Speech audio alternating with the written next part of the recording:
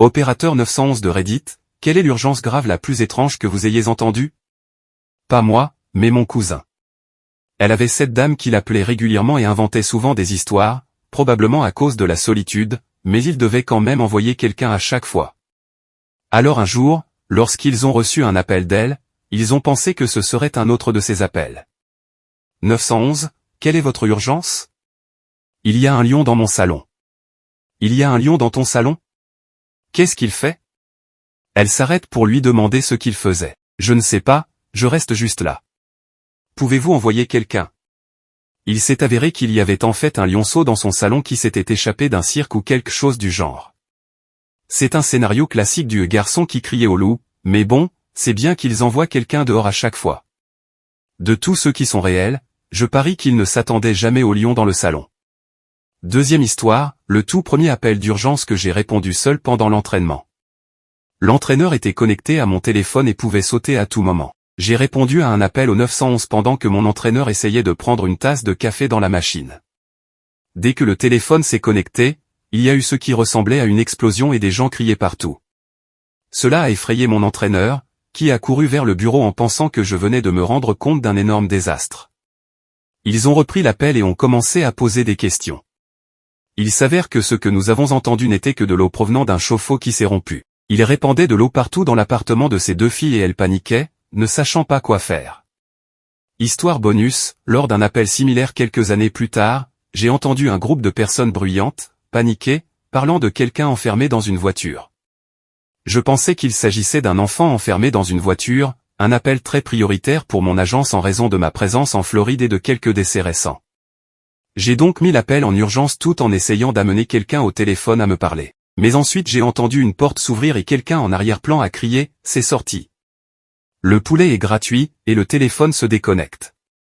Floride. Troisième histoire, pas d'opérateur 911 obligatoire, mais je suis le fils de l'appelant.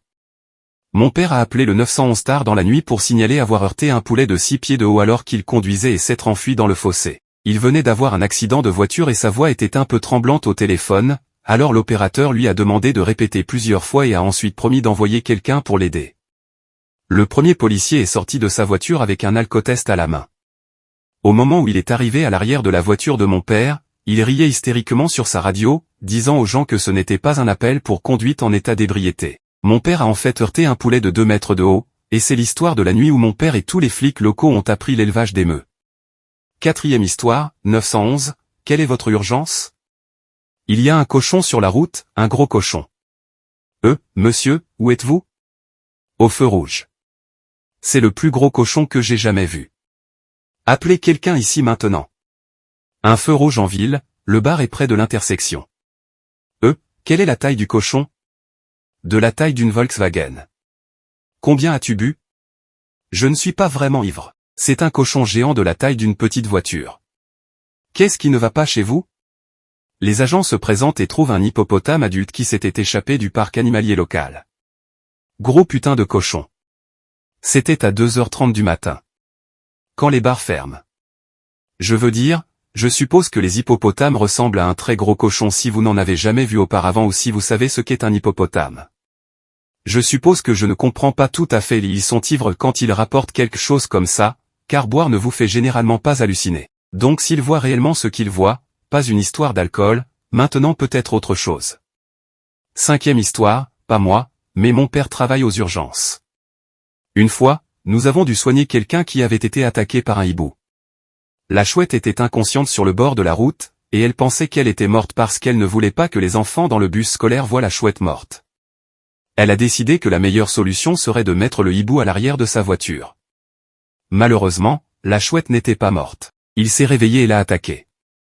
Sixième histoire, nous avons reçu un appel d'une femme souffrant de fortes douleurs abdominales.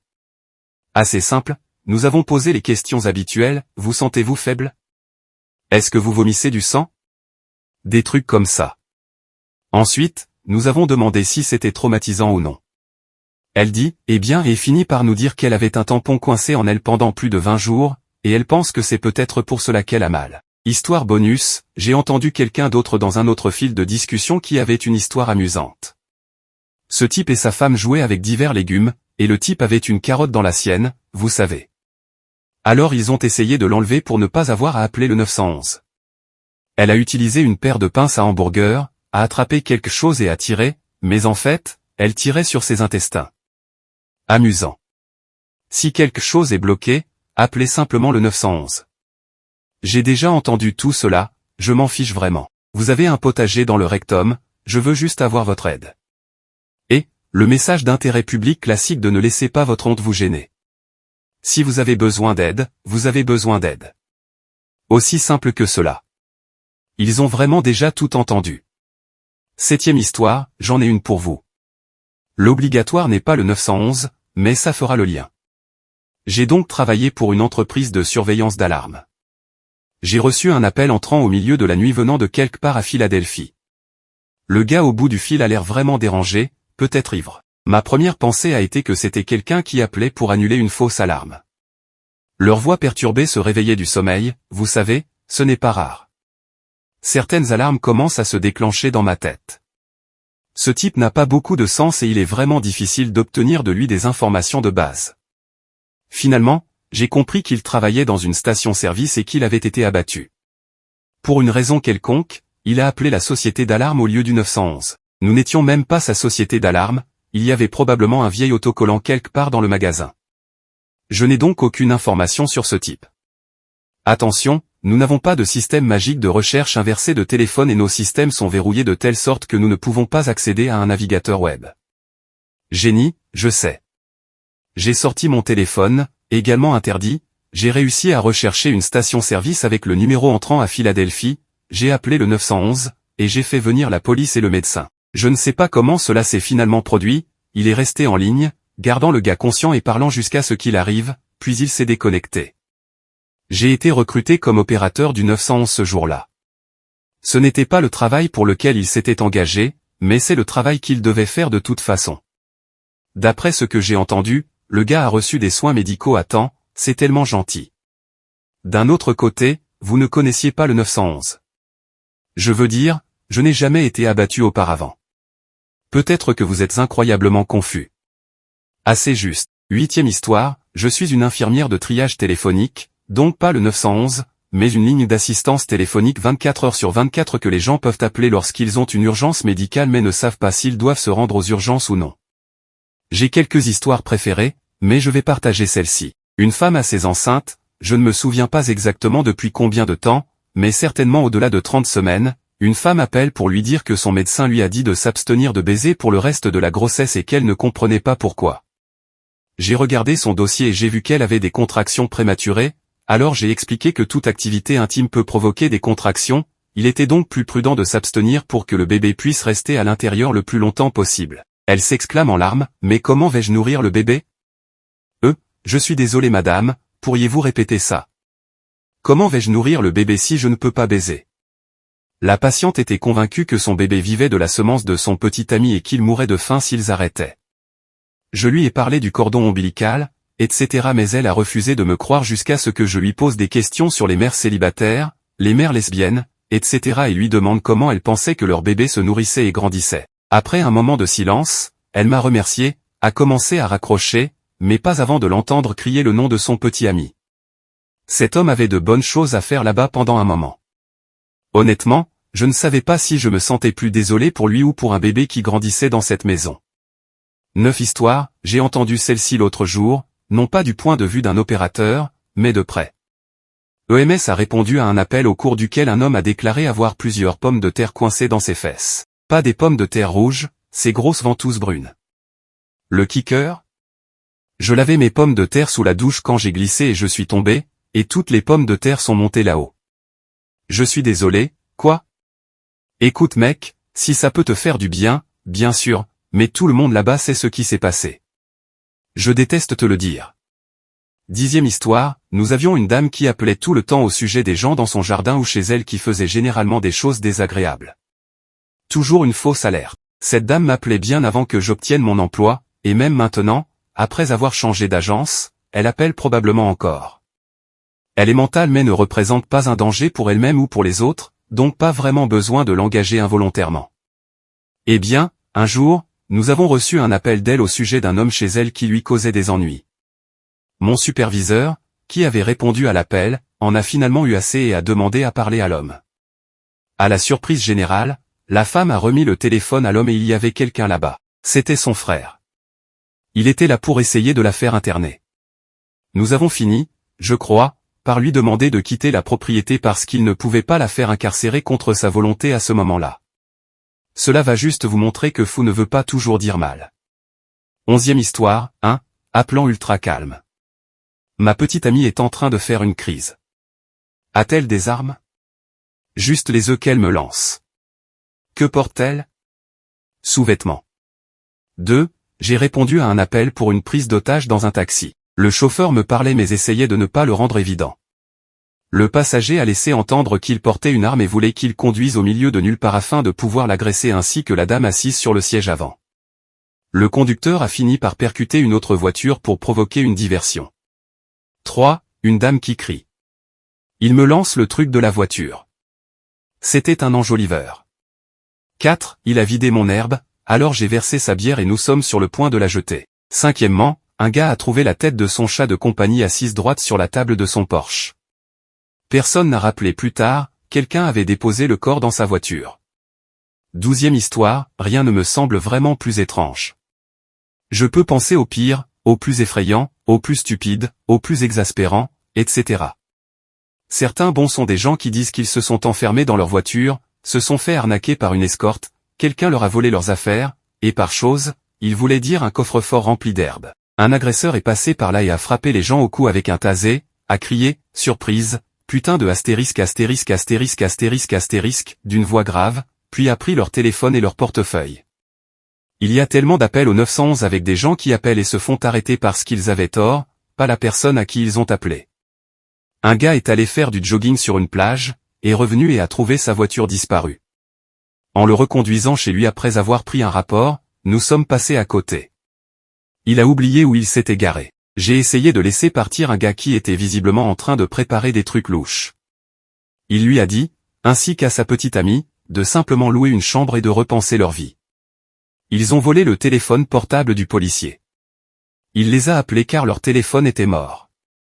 Il a fini par avoir une tonne de drogue dure dans sa voiture quand il l'a rattrapé plus tard. Un gars s'est battu avec une bande de canards, a commencé à perdre, a essayé de sauter une clôture, a glissé et a déchiré son sac de noix sur la clôture. Et en y réfléchissant, j'en ai un, donc son copain saigne sous la douche. J'ai essayé de lui faire dire où et comment. Elle tourne autour du pot et ne s'en sort pas tout de suite. Nous avons demandé au médecin de nous le dire par la suite. Elle est infirmière, et il s'amusait. Elle a essayé de le sonder alors qu'il était dur. Ils ont fini par percer quelque chose et ils n'ont pas réussi à arrêter le saignement. Maintenant écoute, je comprends. Chacun a ses affaires. Mais un cathétérisme? Oh mec. C'est un choix, monsieur. Maintenant, je ne dis pas que vous méritez le traumatisme ou quoi que ce soit qui vous a été infligé ce jour-là, mais c'est juste un choix intéressant, c'est tout. 13e histoire, l'urgence en elle-même n'était pas particulièrement étrange. Sainement pendant la grossesse, et cet appel n'était pas non plus le mien, mais à l'entraînement, j'ai écouté un appel qui contenait l'échange suivant. Alors, elle saigne maintenant? Ouais. D'où saigne-t-elle? De sa partie inférieure. Quelle partie du bas, monsieur? J'ai besoin que vous soyez plus précis. Son rectum, la partie avant? Ça. Attendez, quoi? Monsieur, est-ce qu'elle saigne du rectum ou de l'avant? Bon sang, elle saigne de son trou de chat.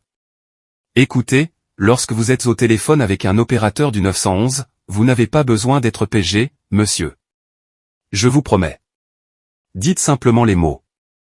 14e histoire, un ami de la famille était, et est peut-être encore, un ambulancier avec un service d'hélicoptère ici.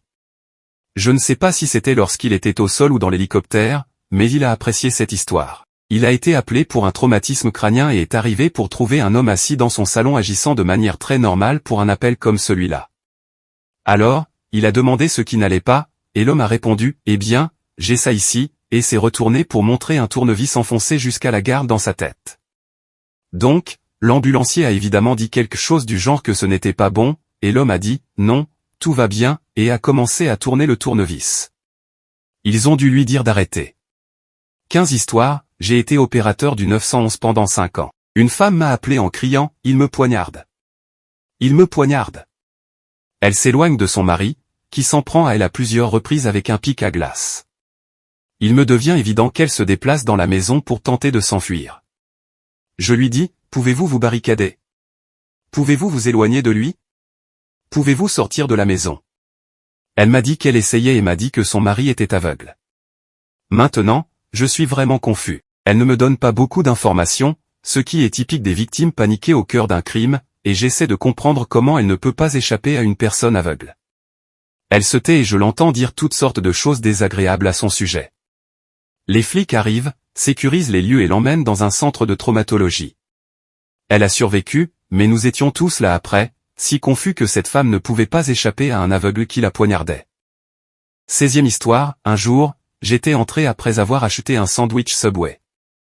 Mon quart de travail a commencé à 13h.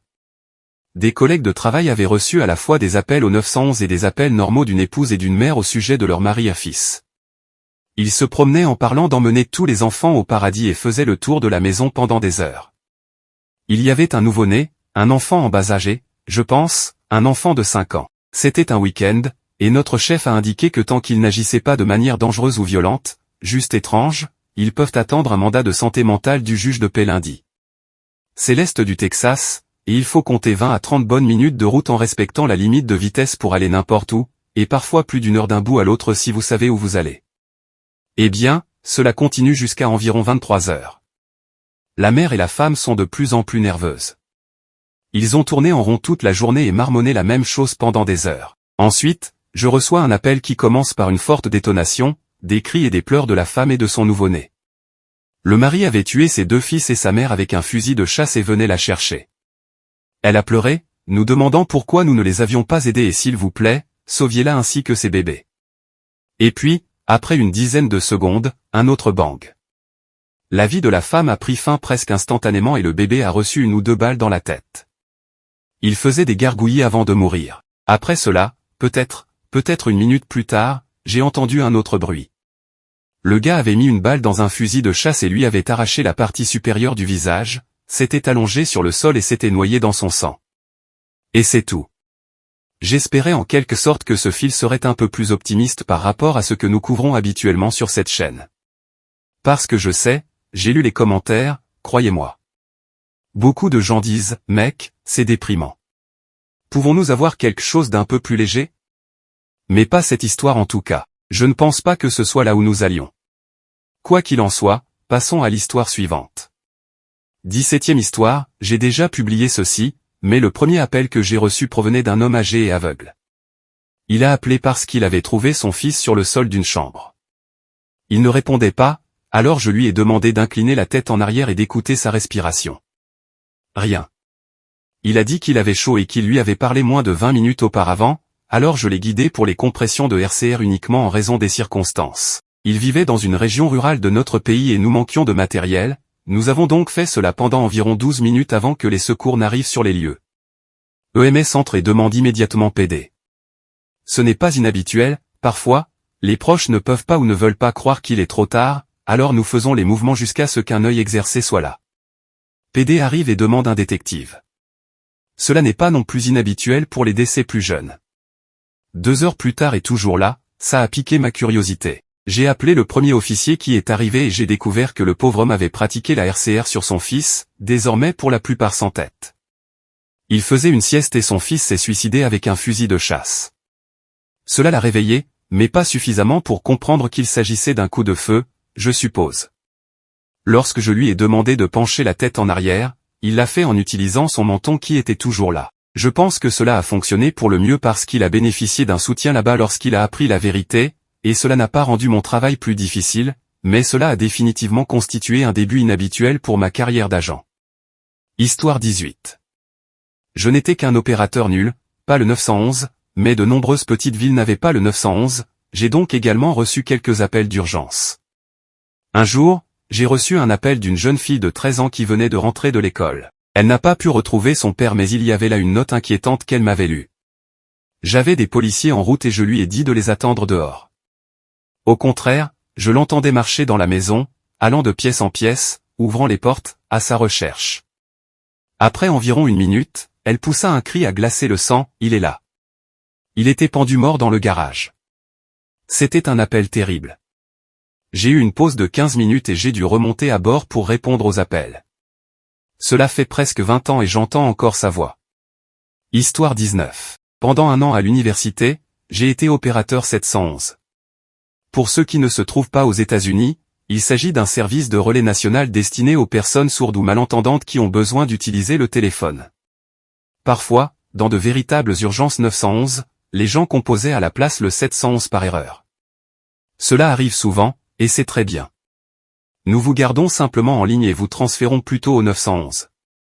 Mais selon la loi, nous sommes tenus de rester en ligne jusqu'à ce que l'appel soit terminé au cas où nos services seraient légitimement nécessaires. Donc la plupart du temps, nous nous mettons en sourdine et restons à l'écart. Mais une fois, j'ai légitimement eu une personne sourde utilisant un appareil ATS qui m'appelait pour signaler une effraction chez elle. Il est très important de comprendre ce qu'est un appareil ATS pour comprendre le contexte de l'histoire. Un ATS est un téléscripteur. La personne sourde place le téléphone sur le téléscripteur et tape dessus. Cela génère des tonalités de carillon. Ces tonalités sont traduites en lettres et forment un texte que je peux lire sur mon système. Je retape ensuite en utilisant ces mêmes tons. Considérez-le comme une messagerie texte utilisant des carillons. Il est très important de noter que ces carillons ne sont pas silencieux. Quoi qu'il en soit, j'ai dû interrompre l'appel pour informer l'opératrice du 911 que son ATS émettrait des sons très forts, indiquant sa position dans la maison et alertant sa présence de l'intrus, et qu'elle ne se rendait probablement pas compte qu'elle était si bruyante. Nous avons dû l'inciter à être très bref dans ses propos pour limiter le son qu'elle faisait, à ne donner que son adresse, puis à se cacher immédiatement sans plus utiliser le téléphone car cela la trahirait. Après avoir tapé uniquement son adresse, elle a arrêté de retaper, j'ai donc basculé mon système de traduction en 30 TTY vers l'audio normal afin que l'opérateur du 911 et moi puissions tous les deux entendre les sons ambiants sur la ligne. Après 15 minutes de silence de mort déchirant, nous avons finalement entendu la police frapper très fort à la porte, même si la dame ne pouvait pas l'entendre. Ils sont finalement entrés dans la maison, soit par une porte non verrouillée, soit peut-être qu'ils l'ont détruite, aucune idée. Mais au bout d'un moment, un agent a décroché le téléphone pour nous faire savoir que la situation était sous contrôle et que nous pouvions raccrocher maintenant. Aucune idée de la résolution qui s'est produite, mais je suppose qu'elle allait bien. Histoire 20. J'étais sur le point de partir après un quart de nuit très calme. J'ai pris un dernier appel. Ce type demande juste une ambulance pour sa mère. Comme tant d'autres tôt le matin, pas de panique ni quoi que ce soit dans sa voix. Alors comme toujours, je lui demande ce qui se passe avant de le transférer aux ambulanciers. Il dit, eh bien, je pense que je viens de lui mettre fin à la vie, mais je ne suis pas sûr qu'elle soit encore morte. Et il met le téléphone sur le côté. 30 secondes s'écoulent sans aucun son. Il reprend et me dit, eh bien, je viens de m'en assurer, je l'ai poignardé encore quelques fois et j'ai mis le couteau dans l'évier. J'attendrai dehors. Au revoir. 9 ans plus tard, je l'entends encore clairement dans mon esprit. Il s'avère qu'il souffrait d'une maladie mentale et que sa mère le gardait à la maison. Histoire 21. Celui-ci nécessite un peu d'histoire avant l'appel proprement dit. Nous avions une femelle qui appelait assez souvent. Elle a même déménagé de notre juridiction vers un autre endroit, mais comme nous étions meilleurs en service à la clientèle, elle ne les appelait pas au 911. Elle appelait plutôt notre ligne non urgente à 7 chiffres pour nous joindre. Elle appelle régulièrement, souvent pour rire, comme la fois où elle m'a dit que ses voisins gays, qui étaient des abominations, la surveillaient aussi pendant qu'elle se douchait. Et dans un autre cas, elle a appelé pour nous faire savoir que des elfes étaient chez elle et lui avaient volé ses cheveux et son utérus. Inutile de dire que tout n'est pas là. Chaque fois que nous lui demandions si elle voulait quelqu'un, elle disait toujours non. Avance rapide un moment et elle se trouve dans cette autre juridiction et nous ne pouvons pas répondre. Elle nous a dit qu'un homme fumait des cigarettes sous son matelas. Nous suivons les routines habituelles pour elle et, étonnamment, elle dit qu'elle veut que quelqu'un vienne chez elle. Nous avons appelé la police locale et leur avons expliqué la nature de son appel et avons poliment suggéré, en raison de sa demande inhabituelle de voir quelqu'un, d'envoyer quelqu'un. La police est arrivée et a trouvé un sans-abri fumant des cigarettes sous son lit. Il avait ouvert une fenêtre et s'était faufilé pour se protéger du mauvais temps. Voici quelques appels fous, drôles et bizarres qui sont tout simplement bizarres. Lady appelle pour se plaindre que l'électricité qui entre dans sa maison vient maintenant d'une direction différente en raison de travaux de construction sur la route qui la mène au nord, et que cela provoque des fluctuations d'électricité. Étant rationnel, j'ai laissé tomber et je lui ai dit que c'était un problème de compagnie d'électricité, pas le 911. Elle dit ensuite que c'est notre problème parce qu'à chaque fois que le courant fluctuait, des gens entraient chez elle. Ma compréhension personnelle était que cela devait interférer avec son alarme, alors je lui ai demandé comment ils entraient, ce à quoi elle a répondu, par ma poitrine. Mon cerveau a essayé de le rationaliser de toutes les manières possibles, mais non, rien ne me venait à part quelqu'un qui pénétrait dans sa maison, ce qui était absurde. Alors ma question suivante était bien sûr, quel coffre? Par ma poitrine, vous savez, juste entre mes seins, a-t-elle reçu une réponse rapide. Ensuite, la femme m'a donné une zone générale à vérifier parce que des zombies entouraient sa maison, et elle voulait que nous sortions et fassions ce que nous faisons. Puis il y avait Jésus, l'étoile du matin de la Trinité, qui avait besoin d'aide parce qu'elle avait perdu son trône et qu'elle voulait de l'aide pour le retrouver. Histoire 22, le meilleur appel mémorable que j'ai eu, c'est quand j'étais encore à l'entraînement. Cela faisait quelques jours que je commençais à répondre seul aux appels au 911, avec mon entraîneur qui m'écoutait, et j'ai rencontré une dame très calme qui demandait des ambulanciers. J'ai demandé son adresse et pourquoi. Elle dit que son fils lui a coupé la bite. J'ai réduit ce que j'avais entendu, et bien, mentalement, je me disais, excusez-moi, quoi?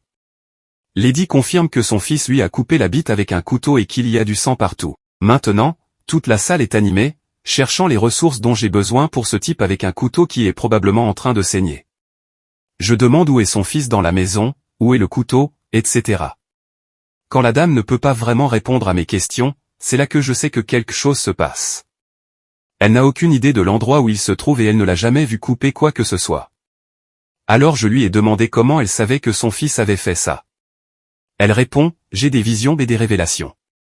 Je peux voir le couteau. Oh mec. Cela devient un va-et-vient pour savoir qui est son fils et si quelqu'un est blessé. Lady a même donné l'adresse d'un voisin au lieu de la sienne. Finalement, on retrouve le numéro de téléphone de son fils grâce à des associations. Le gars n'a en fait que 2 ans de moins qu'elle et est colocataire.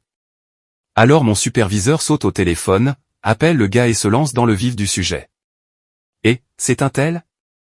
As-tu coupé ton dong? Spoiler, son dong était toujours attaché. Sinon, voici quelques autres appels dont je me souviens, un couple de toxicomanes qui accouche de son bébé dans une baignoire. CPS s'est impliqué très rapidement là-dessus. Double homicide. J'ai parlé à l'adolescent qui a réussi à s'enfuir de la maison après qu'un colocataire adulte a tué par balle sa mère et le petit ami de l'adolescent. Heureusement, l'adolescent n'a pas été blessé et a couru vers la maison d'un voisin. Elle se souvenait très bien de chaque détail et était très calme jusqu'à ce que les policiers soient avec elle.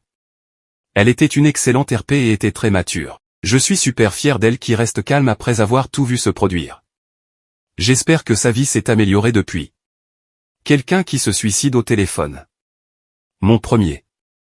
Un homme plus âgé a appelé depuis son téléphone personnel et a commencé très calmement à me dire son adresse, son nom et sa date de naissance. Il a ensuite demandé à dire à sa famille qu'il n'en pouvait plus et nous a demandé d'éteindre la lumière de son Porsche français à notre arrivée. Nous a également donné des informations sur les plus proches parents. J'ai essayé de lui parler, mais il ne m'a même pas reconnu. Il a pris sa décision. J'ai entendu un bruit métallique immédiatement après qu'il m'ait donné les dernières instructions. Tout d'abord, j'ai cru entendre une chaise ou un escabeau en métal tomber sur le carrelage. J'ai gardé une ligne ouverte jusqu'à ce que les policiers soient avec lui, confirmant une blessure par balle auto-infligée dans la tempe gauche. Le gars avait une tonne de problèmes de santé et n'en pouvait plus. Je me souviens très bien des sons rauques et irritants que j'ai entendus pendant la ligne ouverte, qui, je crois, étaient des halètements, des râles mortels et des contractions corporelles.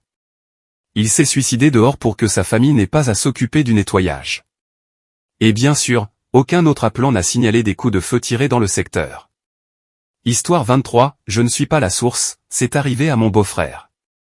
Il était ambulancier et son ambulance répondait à un appel dans le quartier pauvre de la ville. Une jeune fille saignait. Ils sont arrivés et la jeune fille a dit qu'elle saignait de ses parties intimes. La mère était là mais n'en avait aucune idée. Ils regardèrent autour d'eux et comptèrent le nombre de frères et sœurs. Je ne me souviens pas du nombre exact, mais il y en avait plus d'une douzaine. La mère n'avait jamais eu ses règles de sa vie. Elle ne savait vraiment pas ce que c'était et ne pouvait pas l'expliquer à sa fille. C'est mon histoire vraie préférée, qui montre à quel point le système de protection sociale peut être en désordre. Histoire 24, ma femme travaille au centre d'information anti-poison depuis des années et elle a des histoires comme celle-ci. Un gars a appelé, visiblement souffrant, et tout au long de l'appel, ma femme pouvait entendre la voix d'une femme rire de manière incontrôlable. Il s'avère que le gars voulait un peu d'intimité de qualité avec sa petite amie, qui n'était tout simplement pas d'humeur ce soir-là. Il n'arrive pas à dormir à cause de cette importante affaire de boule bleue, alors il se lève, toujours dans le noir, attrape la lotion et se dirige vers les toilettes pour s'en occuper lui-même. C'est à ce moment-là que l'incendie a commencé. Il s'avère que ce n'était pas de la lotion après tout mais un tube de nerfs. Ainsi, la pauvre mère au ballon bleu raconte cela alors qu'elle a la gorge horriblement blessée, tandis que sa petite amie rit hystériquement. Et le rire devient contagieux car d'abord ma femme, puis ses collègues entendent tout ce qui se passe et se mettent eux-mêmes à rire de manière incontrôlable. Je lui ai dit de le mettre dans un verre d'eau glacée froide avec les larmes aux yeux. D'un autre côté, il fut un temps où un gars l'appelait après que sa tarentule de compagnie l'ait attisé dans la langue après l'avoir mise dans sa bouche. Le premier, c'est dommage, mec, c'est nul. Vraiment hilarant cependant. Désolé. Le deuxième, qu'est-ce que tu fais? Ne fais pas quoi? Pourquoi mettriez-vous une tarentule dans votre bouche? Essayez-vous de vous montrer? Pensez-vous qu'il sait ne pas vous mordre ou quel que soit son nom? Parce que je vous garantis que non. Il ne sait pas qui vous êtes. Histoire 25, les urgences étranges, graves et réelles ne se chevauchent pas souvent, mais j'en ai quelques-unes qui fonctionnent. Un appelant dit que sa colocataire folle est en train de perdre ses conneries, qu'elle a un couteau, qu'elle crie et essaie de casser des trucs dans la maison. L'appelant est enfermé dans la chambre avec une attitude étonnamment calme, notant que le colocataire est fou et que ce n'est pas si inhabituel. Les intervenants sont assez éloignés, je reste donc au téléphone. Soudain, j'ai entendu des coups bruyants, une sorte d'altercation verbale et des bagarres. J'essaie d'attirer à nouveau l'attention de mon interlocuteur tout en notant ce que je peux entendre dans les notes d'appel. L'appelant reprend la ligne et dit que la colocataire s'est ouverte les mains et les bras, s'est cassée dans la porte de la chambre de mon appelant et a enduit du sang partout sur l'appelant. Ensuite, la colocataire a quitté la pièce pour appeler également le 911 afin qu'elle puisse prétendre que mon interlocuteur l'avait intentionnellement attaqué. Deuxièmement, je m'entraînais encore au téléphone. Cole devait déjà vérifier le bien-être d'une femme âgée qui vivait avec ses fils adultes. La première personne qui a appelé a déclaré qu'elle n'avait pas eu de nouvelles de la mère et que les fils étaient connus pour être agressifs, voire violents. J'ai répondu à un appel du téléphone fixe à l'adresse cible, et c'est la mère qui se demande où sont les policiers parce que ses fils se battent physiquement. Je me souviens avoir été confus à l'idée qu'elle savait qu'ils arrivaient et qu'elle n'était pas la plante d'origine. Elle ne donnait pas beaucoup d'informations et donnait des réponses très brèves aux questions directes. Lorsqu'elle m'a demandé si elle pouvait raccrocher, je lui ai demandé de simplement poser le téléphone avec la ligne ouverte, et elle a accepté. Au bout d'un moment, j'entends la mère et une voix masculine se disputer en arrière-plan et mentionner le sang. D'autres ont argumenté, puis une voix masculine a décroché le téléphone et a dit « Je viens de mettre fin à la vie de mon frère en légitime défense ». Il a été étonnamment docile et m'a dit calmement ce qui s'était passé, avec quelle arme, où se trouvait l'arme maintenant, son nom, sa date de naissance, tout. Je suis quand même quelque peu surpris de ne pas avoir été convoqué au tribunal pour celui-là. Troisièmement, le changement d'équipe est correct et la rotation entrante est connue pour ses appels et ses arrivées pénibles en début d'heure. Je me lève juste en attendant qu'assez de personnes se connectent pour pouvoir partir. Le 911 sonne. Ils ont quelques émissions disponibles mais sans réponse, alors j'ai soupiré et je l'ai ramassé. L'appelant dit que son toit s'est effondré, qu'il a des brûlures à l'acide et que tout le sol est recouvert. Mon agence utilise des protocoles spécifiques remis en question pour les appels EMS et incendies, je me lance donc dans le programme. Nous ne sommes pas autorisés à nous écarter des questions tant que nous n'avons pas terminé, à quelques exceptions près. L'appelant est agité et peu coopératif, il ne cesse de demander pourquoi il prend autant de temps, comme beaucoup le font. Il existe souvent une idée fausse selon laquelle personne ne commence à bouger tant que toutes nos questions n'ont pas reçu de réponse, ce qui n'est pas le cas. Ces réponses aux questions suscitent une réponse complète aux matières dangereuses en cas d'incendie et m'incitent finalement à envoyer également l'appel aux services médicaux d'urgence et aux forces de l'ordre. J'avais déjà envoyé l'appel aux forces de l'ordre dès le début en raison du caractère évasif de l'appelant et simplement de l'ambiance générale. Les instructions du protocole me font dire à l'appelant de quitter sa maison, mais il est déçu. Il n'arrête pas de répéter que les intervenants doivent venir vers lui. Pendant ce temps, les 3 agences police, pompiers, SAMU sont toutes dans le quartier, mais elles se sont garées au bout de la route parce que le gars dit que l'endroit est structurellement insalubre et qu'il y a des produits chimiques dangereux partout. Ils n'envoient pas leurs gens dans cet environnement pour faire davantage de victimes s'ils peuvent y remédier. Le sergent me demande de connecter l'appelant à son téléphone portable et d'essayer de le convaincre de sortir, mais l'appelant est toujours belliqueux et insiste pour qu'il vienne le voir. Finalement, un agent dit en gros « merde » et s'approche de la maison du gars. Je raccroche enfin 20 minutes plus tard, j'aurais dû avoir fini et ramené mes fesses fatiguées à la maison. Quand j'ai regardé l'appel le lendemain, en bref, le mec était en train de trébucher. L'appelant était manifestement agité et faisait les 100 pas devant la maison lorsque l'agent a tenté de s'approcher. Lorsqu'il a vu le policier, l'appelant s'est immédiatement approché de lui, essayant de retirer ses vêtements pour montrer au policier ses brûlures à l'acide inexistant. La maison était intacte et ne présentait aucun dommage structurel. Et quelques autres plus légers, 4, ce n'est pas mon histoire, mais celle d'un collègue. Un appelant lui a dit qu'il envisageait de mettre fin à ses jours et qu'il voulait se jeter dans la circulation. Alors que la collègue essayait d'obtenir plus d'informations de sa part alors que les intervenants étaient en route, il est frustré par elle, affirmant qu'elle le distrait et continue de lui faire rater les voitures qui passent. 5. Nous avons eu des appels presque quotidiens signalant un homme nu debout sur le bord de la route, lunaire qui passait des voitures vers 5 heures du matin. Près de la limite du comté. C'était si loin des points d'arrêt habituels de nos adjoints et constamment aux alentours des changements d'équipe, qu'ils étaient donc systématiquement incapables de localiser l'homme au moment où quelqu'un arrivait. Dispatch l'a nommé le bandit aux yeux bruns. Si, une appelante, très préoccupée par quelque chose de suspect, mentionnant un corps dans un grand coffre ou une valise et une maison abandonnée, mais n'a pas pu clarifier les détails et a continué à changer l'histoire. Lorsque j'ai posé des questions pour tenter d'avoir une meilleure idée de ce dont elle parlait, elle devenait de plus en plus agitée alors que j'essayais de recentrer son attention sur les déclarations qu'elle avait déjà faites et de lui poser des questions de clarification. Finalement, elle en a tellement marre que je lui pose des questions qu'elle dit « Puis-je parler à quelqu'un d'autre que toi ?» demandant l'inspecteur Stablet. Je suis relativement nouveau à l'époque et nous travaillons dans un établissement distinct de celui des agences avec lesquelles nous travaillons, donc je ne connais pas le nom de la plupart des agents. J'y réfléchis sérieusement pendant une seconde, pensant qu'il s'agit peut-être de quelqu'un d'une rotation différente, puis cela me vient à l'esprit, parlez-vous du détective de Law & Order ? En interne, je me dis, oh, cette femme est folle. Et enfin 7, je ne me souviens plus du contexte, mais je demandais des informations descriptives sur la petite amie d'un appelant depuis environ un mois. Moi, quelle est sa date de naissance ? Appelant, je ne sais pas, mais c'est une scorpion.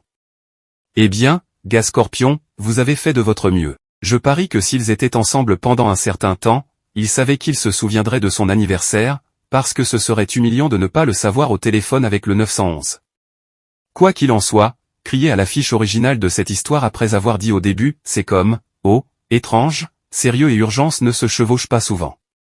Ouais, d'accord, vous nous en avez donné plus que quiconque dans ce fil jusqu'à présent. De plus, puis-je simplement souligner que l'affiche originale indiquait des affiches plus légères maintenant, et la première parle d'un mec qui veut mettre fin à ses jours en se jetant dans la circulation. Vous plaisantez j'espère ? Affiche originale, savez-vous ce que signifie léger ? Je n'en croyais pas mes yeux quand j'ai lu ça. Histoire 26, je ne suis pas opératrice, même si je voudrais l'être. C'est un appel au 911 qui m'est adressé par mon petit ami de notre petite ville natale. J'ai une maladie rare appelée dysplasie fibreuse, aussi appelée syndrome de McCune-Albright. La dysplasie fibreuse se produit lorsque certains endroits d'un ou plusieurs de vos os sont remplacés par du tissu fibreux. Cela les fait se plier, se casser et se déformer facilement. J'en ai dans plusieurs os vitaux de mon corps. Eh bien, cela mène à une nuit fatidique, en fait il y a exactement un an ce soir, où mon petit ami doit appeler le 911.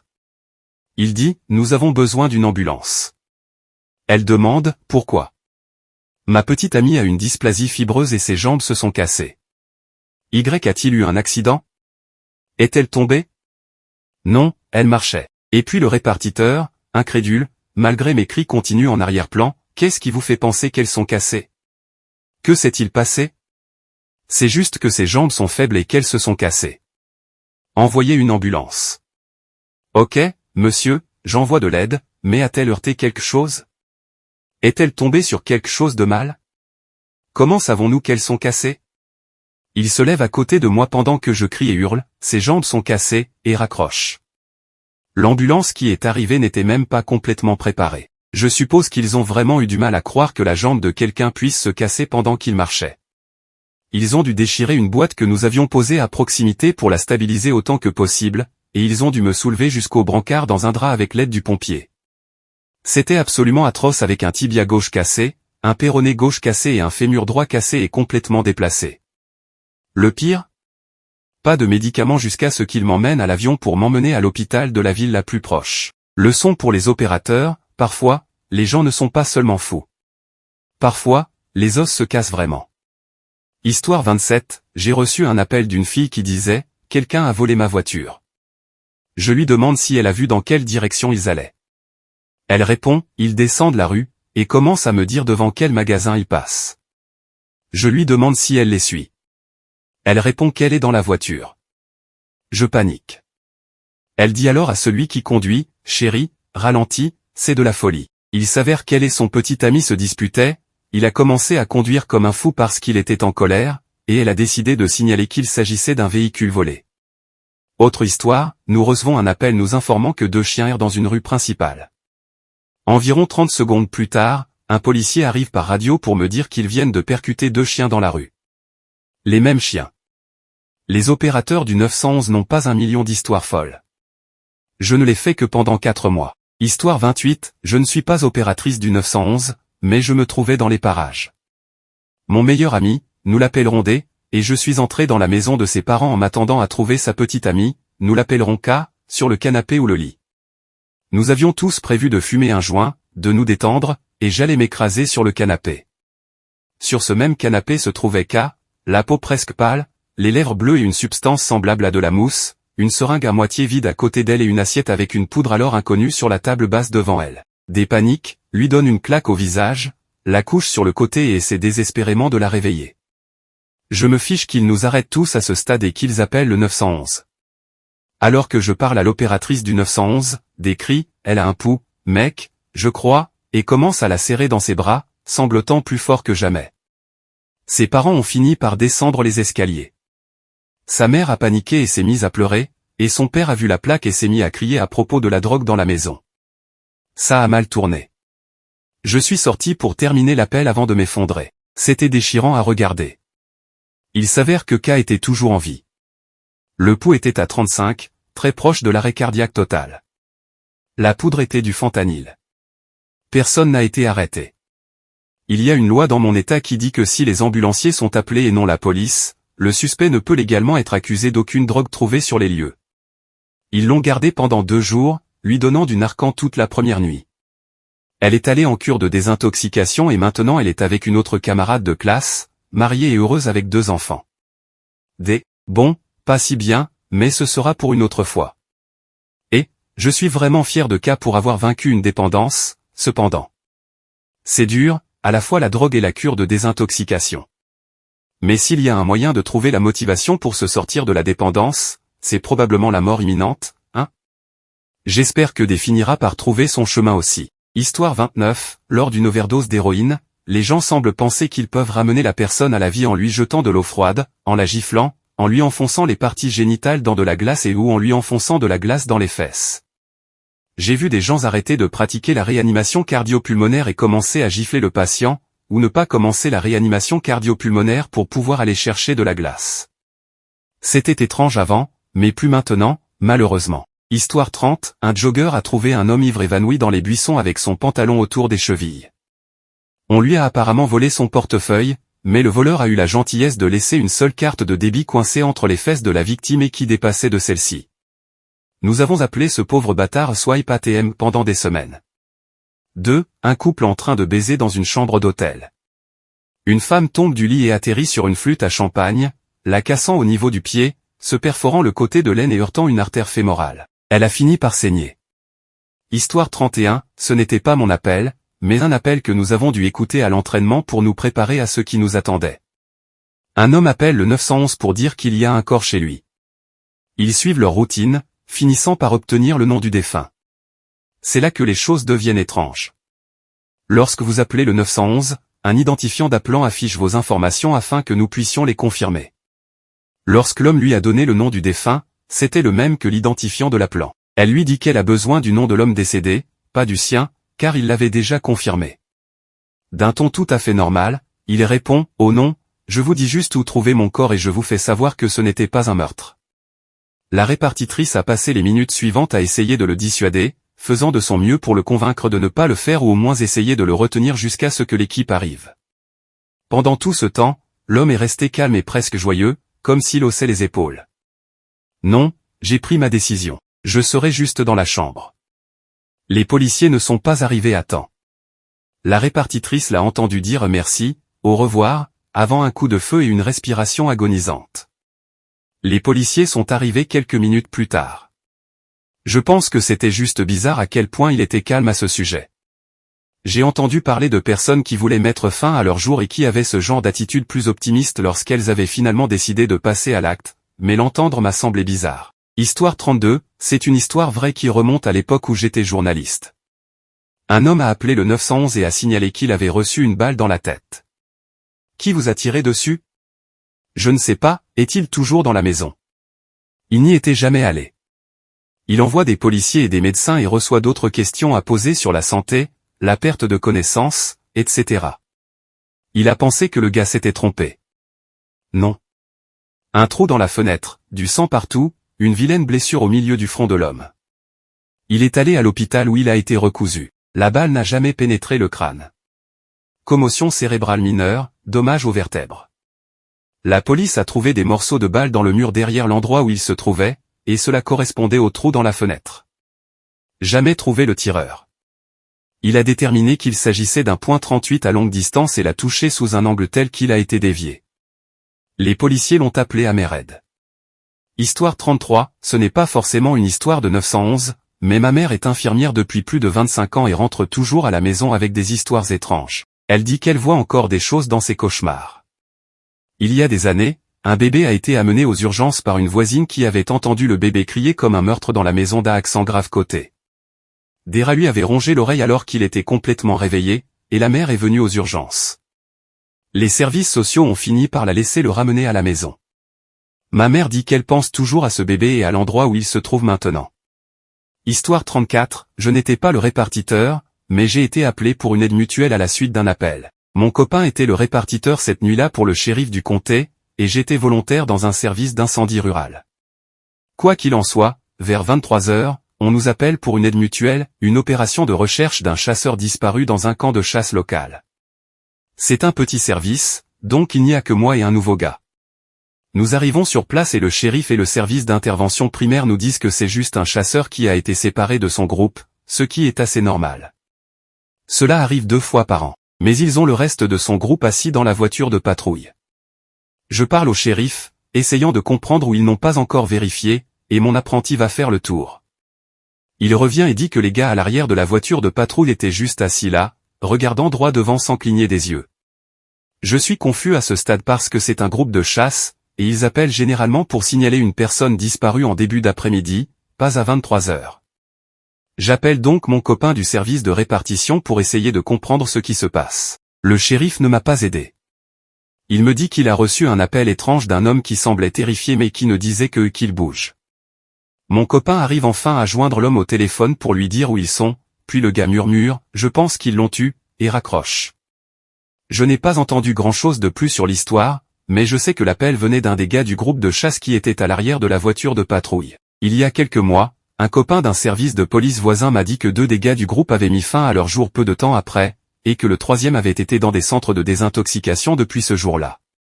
Je n'ai rien vérifié de tout cela, donc ce ne sont peut-être que des rumeurs. Pour autant que je sache, le chasseur disparu est toujours porté disparu. Histoire 35, ma mère, une infirmière, a reçu l'appel de l'ambulance qui signalait qu'ils amenaient un patient. Ils avaient une dame qui appelait régulièrement une ambulance parce qu'elle ne pouvait pas faire, remplir le vide, lessive, réparation du toit, etc. Un jour, elle a appelé parce qu'elle s'était cogné l'orteil. Ça lui faisait très mal, et elle était sûre de l'avoir cassé. Elle habitait à un demi-pâté de maison de l'hôpital et avait une voiture mais ne pouvait pas la conduire parce qu'elle avait très mal à l'orteil. Surprise, surprise, c'était juste un orteil cogné. Histoire 36, j'ai déjà posté ça, mais je ne me souviens plus où. Nous avons eu cet appel médical où la femme d'un homme a appelé et a dit qu'il y avait quelque chose qui n'allait pas chez lui. Elle a prétendu qu'il avait des vers qui sortaient de lui. Nous avons envoyé une ambulance et un adjoint en raison de l'appel suspect. L'adjoint arrive sur les lieux et nous rapporte que l'appelant avait 100% raison. Le gars avait des vers qui sortaient de lui.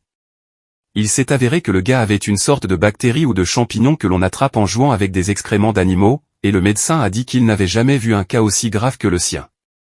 Histoire 37, après 4 ans de carrière en tant que répartiteur, j'ai personnellement assisté ou participé à un suicide par balle alors que j'étais encore en ligne.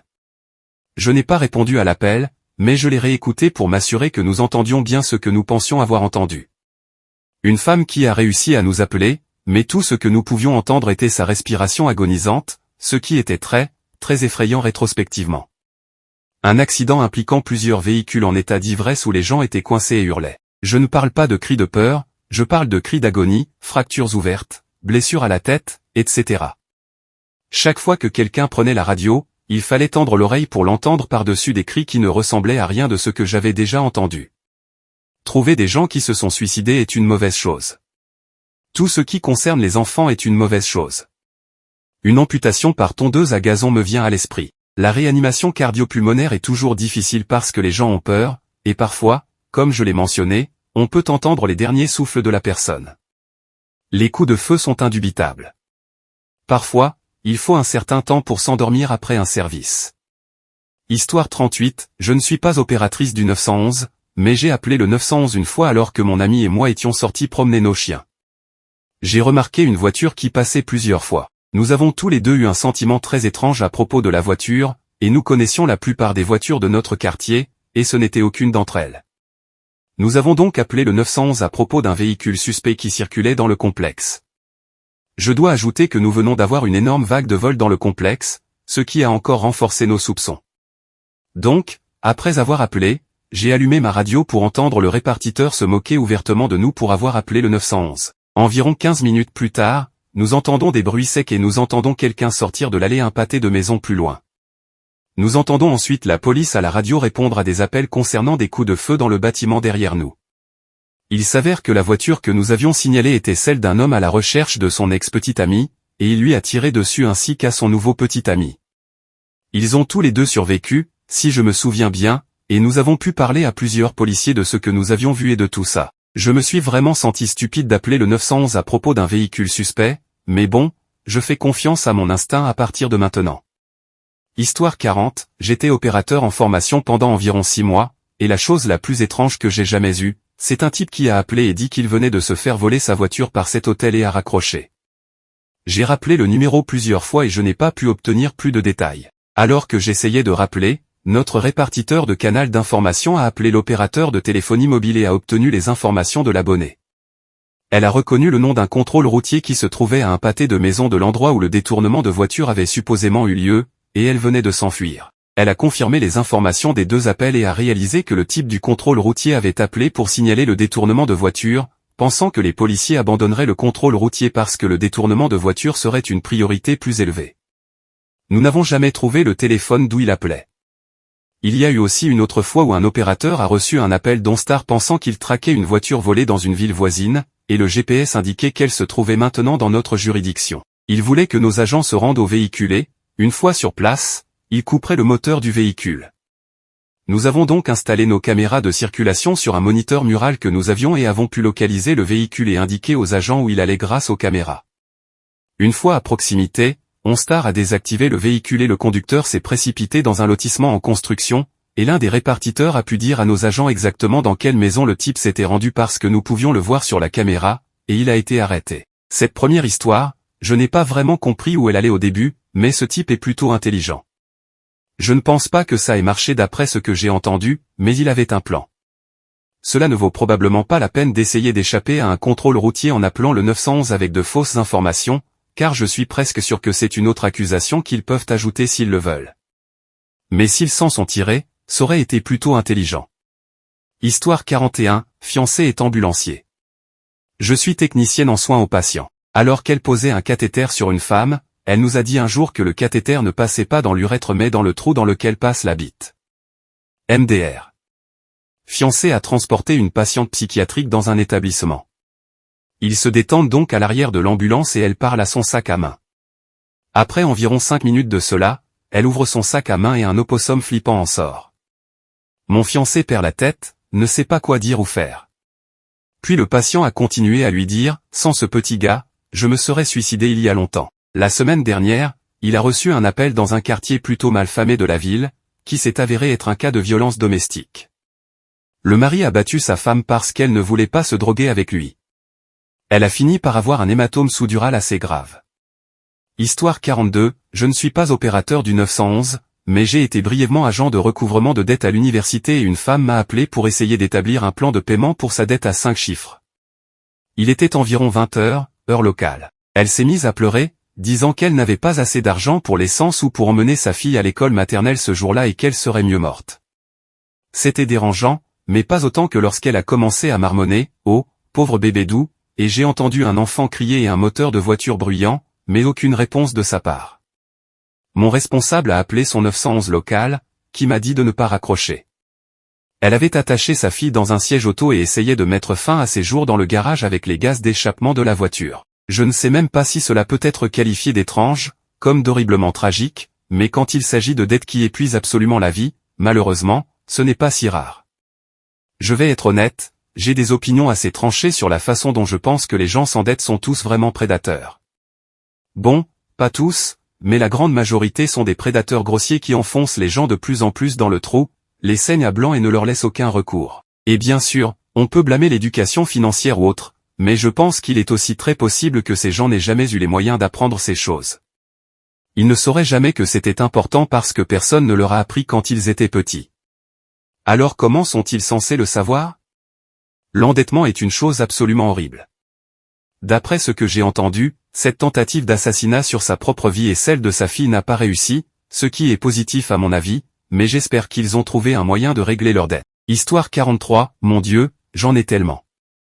Au Royaume-Uni, c'était donc le 999, pas le 911. J'espère que c'est autorisé.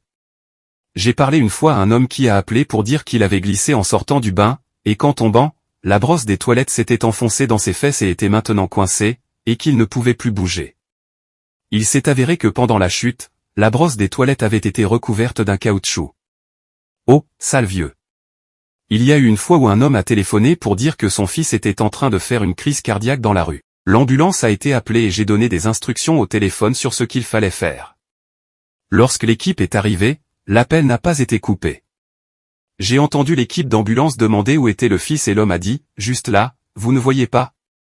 J'ai juste entendu l'équipe d'ambulance dire, monsieur, c'est une veste sur le sol, pas une personne. Puis la ligne a été coupée.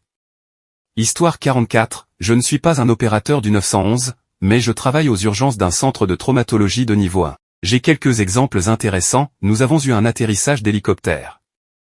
Un accident de la route impliquant un bambin, un ours et de graves brûlures. Apparemment, cette famille a eu la pire des malchances. Ils roulaient à grande vitesse sur autoroute, juste un père avec un bambin à l'arrière. La voiture qui les précédait a heurté un ours sur l'autoroute.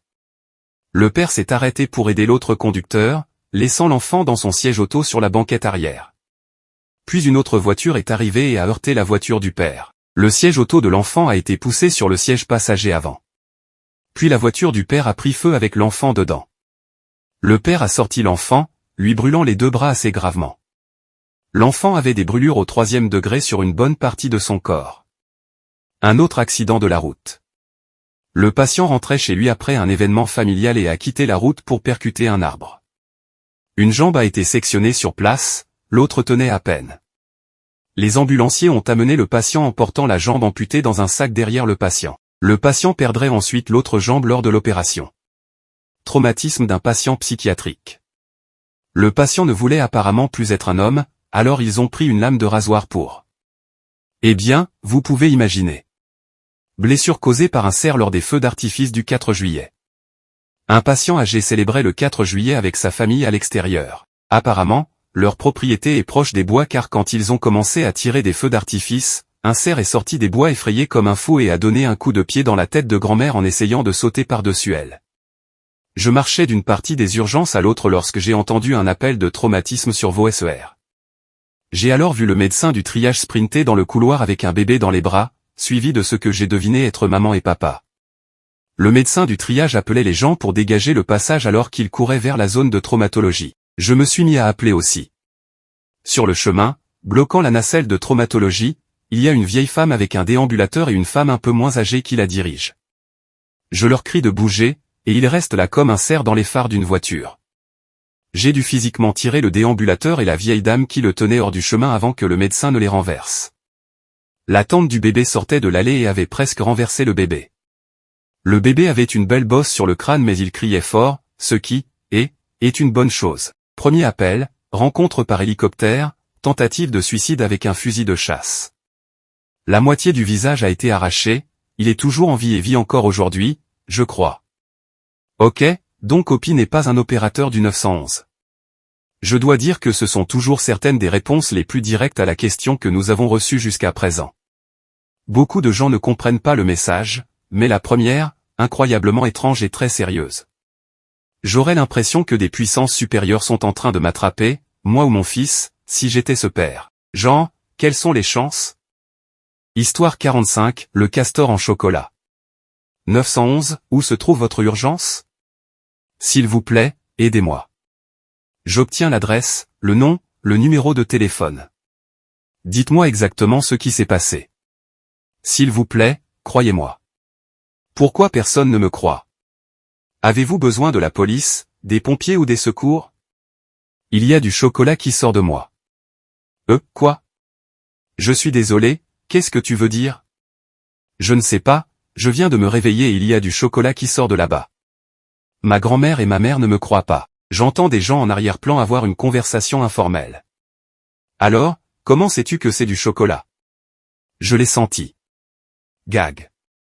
En tout cas, si vous ne le savez pas, la plupart des agences 911 aux États-Unis ont des protocoles EMS parmi lesquels nous pouvons choisir. Par exemple, difficultés respiratoires, mal de dos, douleurs thoraciques, blessures traumatiques. Il y en a 34 parmi lesquels choisir, et à ce stade, je ne sais pas quel protocole utiliser. J'hésite entre l'appel de malade standard, que nous choisissons lorsque rien d'autre ne fonctionne, ou une carte d'hémorragie, que je finis par choisir. Je pense que ce sont juste des mauvaises règles et pas du chocolat. Je finis par lui donner toutes les informations médicales et par envoyer les EMS.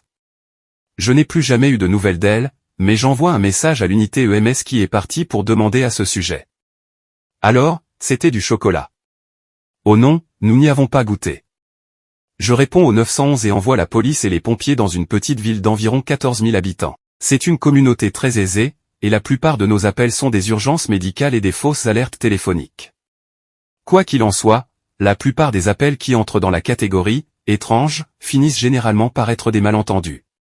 J'ai reçu un appel d'une femme d'une vingtaine d'années très effrayée vers 23 heures qui disait qu'un groupe de 4 personnes tentait de pénétrer dans la maison. Ils étaient dans le garage et essayaient de saisir le code de la porte du garage. Les policiers sont arrivés sur les lieux et ont commencé à parler avec un groupe de 4 filles qui ont dit qu'elles étaient là pour rendre visite à leur amie. Je lui ai dit que c'était juste ses amis qui venaient lui rendre visite, ce à quoi elle a répondu « Ce n'est pas possible. Je n'ai pas d'amis. » Eh bien, pas avec cette attitude de foutu. Il s'est avéré qu'il s'agissait d'une allée commune partagée avec une autre maison, et ils se sont trompés d'allée. En ce qui concerne les appels les plus graves, à peu près tous les décès prévus. Je suis apparemment un nuage noir, j'en ai donc reçu beaucoup, 3 sur 3 jours consécutifs une fois. C'était une semaine merveilleuse. Mais en mettant cela de côté, le seul appel qui m'a fait flipper, c'est la fois où j'ai répondu au 911 et où j'ai entendu des cris incessants, des hurlements de meurtre. On peut parler de 0 à 100 très vite. L'appelante était à peine capable de prononcer un mot entre ses cris, mais nous avons fini par comprendre qu'elle était tombée d'une échelle et qu'elle avait une fracture ouverte de la cheville. Elle a littéralement crié « L'échelle est tombée, les os dépassent ». Nous ne faisons pas de service d'urgence médicale, mais chaque fois que j'essayais de la transférer, elle raccrochait. Elle rappelait alors immédiatement et demandait où se trouvaient les secours parce que, cela faisait 10 minutes, plutôt 10 secondes mais elle raccrochait pendant le transfert et rappelait 6 fois. Un autre cas étrange auquel je viens de penser, un homme âgé a appelé parce qu'il pensait que quelqu'un entrait par effraction dans sa maison. Lorsqu'il est allé voir, il a vu une femme nue dans son garage et a couru dans la maison et a verrouillé la porte. Il l'a vue sortir du garage en courant et traverser la rue. Les policiers sont arrivés sur place, l'un d'eux est allé chercher la jeune fille, l'autre a fait le point avec la famille. Il s'est avéré qu'ils avaient un fils adolescent, quelle surprise. Oh, et je n'arrive pas à croire que j'ai oublié celui-là, le meilleur pour la fin. Je n'étais pas au travail, mais l'appel le plus étrange que j'ai jamais entendu est arrivé au travail à 11 heures. La nouvelle répartitrice a dit qu'elle avait eu son premier accident mortel de la route, probablement l'appel le plus grave qu'elle ait eu à ce jour. Une voiture roulant en direction du sud a heurté un cerf. Le cerf a roulé du pare-brise jusqu'à la voie en direction du nord, où il a traversé le pare-brise et empalé le conducteur dans la poitrine avec ses bois, provoquant plusieurs tonneaux de la voiture et abattant un poteau téléphonique entier. C'est une fois sur 1 million, quelle façon de mourir. C'est le truc le plus étrange que j'ai jamais entendu. Histoire 47, un de mes amis, répartiteur du 911, m'a raconté un jour comment il avait reçu un appel d'urgence d'un gars qui était tombé dans une bouche d'égout en hiver. De toute évidence, il n'a pas fait attention où il marchait et a déambulé dans son propre monde, ivre, avant de tomber dans la bouche d'égout alors qu'il rentrait seul du club. Heureusement, il a réussi à récupérer son téléphone après être tombé d'environ 2,5 mètres du niveau de la rue. Sinon, il aurait pu avoir de sérieux ennuis, il n'y avait pas beaucoup de monde à ce moment-là. Le gars a dû être sorti de la bouche d'égout par les pompiers et a dû recevoir des points de suture pour une coupure qu'il s'était faite lors de la chute. Histoire 48, voici quelques-uns des appels au 999 que reçoivent les services d'urgence britanniques. Un homme a appelé le 999 pour leur dire que sa livraison de plats chinois à emporter avait 45 minutes de retard et a exigé des poursuites judiciaires pour le restaurant. Une femme a appelé le 999 lorsqu'elle s'est réveillée en panique parce que sa couette était sur sa tête. Une autre femme a appelé le 999 parce qu'il y avait eu une coupure de courant dans le quartier et qu'elle s'inquiétait pour un gâteau dans le congélateur. Une femme a appelé pour signaler un clown à Londres qui vendait des ballons à 5 livres sterling chacun, ce qui était bien plus cher que ce que demandaient les autres clowns. Un appelant a appelé le 999 à 4 heures du matin un samedi matin et a demandé où était le meilleur endroit pour acheter un sandwich au bacon à ce moment-là. Et mon préféré, au Royaume-Uni, nous avons un numéro séparé pour les appels médicaux non urgents, donc un homme a appelé le 999 car on lui avait conseillé d'appeler le 111 mais il ne connaissait pas le numéro. Histoire 49, obligatoire pas un opérateur, mais c'était moi qui avais appelé. L'année dernière, quelques amis et moi sommes allés au centre commercial pour faire des achats de Noël. Nous sommes restés dans le centre commercial probablement 3 ou 4 heures. Finalement, en partant, nous nous sommes dirigés vers ma voiture. Maintenant, je sais que je me suis garé devant Belkès, mais il y a 3 Belkès dans ce centre commercial. Habituellement, j'ai une mémoire fantastique, alors nous avons commencé à vérifier tous les lots près des 3 Belkès. Nous avons littéralement cherché pendant environ 1 heure avant que je commence à paniquer. J'ai appelé le 911. Ils ont envoyé un agent qui a commencé à prendre un rapport pour ma voiture volée. J'ai appelé mon concessionnaire, qui a envoyé quelqu'un avec une autre voiture pour me ramener chez moi. Tout cela a pris peut-être 1 heure de plus, et à ce moment-là, je suis bouleversé, en colère et épuisé. Alors le gardien de sécurité du centre commercial qui était avec nous tout le temps m'a demandé si je voulais regarder une fois de plus tout le parking avec le policier. Bon, peu importe, nous allons vérifier à nouveau. Nous étions là, debout, à prendre des rapports et à passer des appels téléphoniques pour ma voiture volée qui se trouvait littéralement une place de parking plus loin. Histoire 50, événement hebdomadaire. Un plaignant appelle au sujet de plusieurs individus camouflés dans sa cour.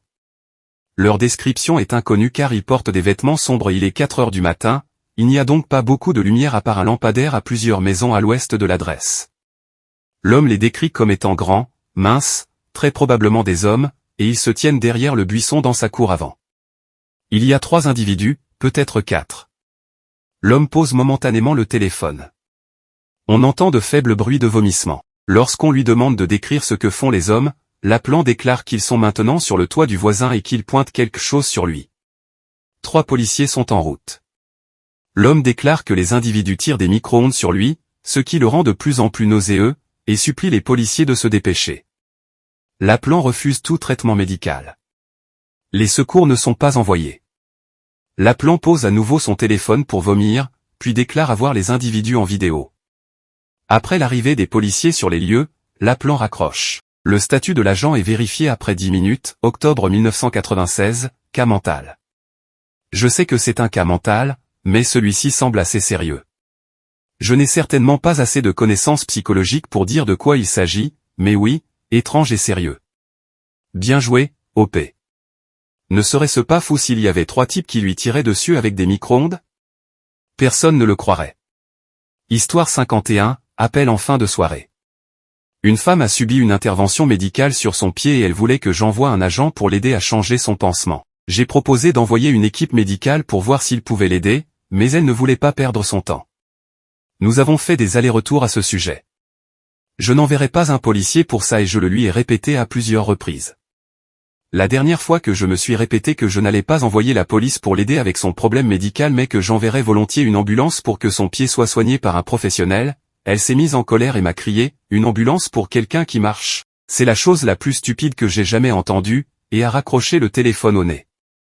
J'ai aussi appris au cours de mes 10 ans de service d'urgence à ne jamais dire « je ne pense pas que cela puisse être plus bizarre que ça », parce qu'il se passe toujours quelque chose de plus bizarre. Et c'est tout ce que nous avons pour aujourd'hui. Techniquement, il y en a encore une, et pour être honnête, j'ai lu les 4 premières phrases avant de réaliser que c'était juste une blague sur « JOJOS Bizarre Adventure », donc c'est là que ça s'arrête. J'essaie de filtrer les messages qui ne sont que des blagues référentielles car, bien sûr, elles seront probablement drôles pour les 5 ou 10% de personnes qui les comprennent, mais pour le reste des gens, ils sont juste confus, et ça ne fonctionne pas vraiment, vous savez? En tout cas, ceci étant dit, merci beaucoup d'avoir regardé. J'espère que vous passerez une merveilleuse journée ou une merveilleuse nuit où que vous soyez, et je vous retrouve pour la prochaine.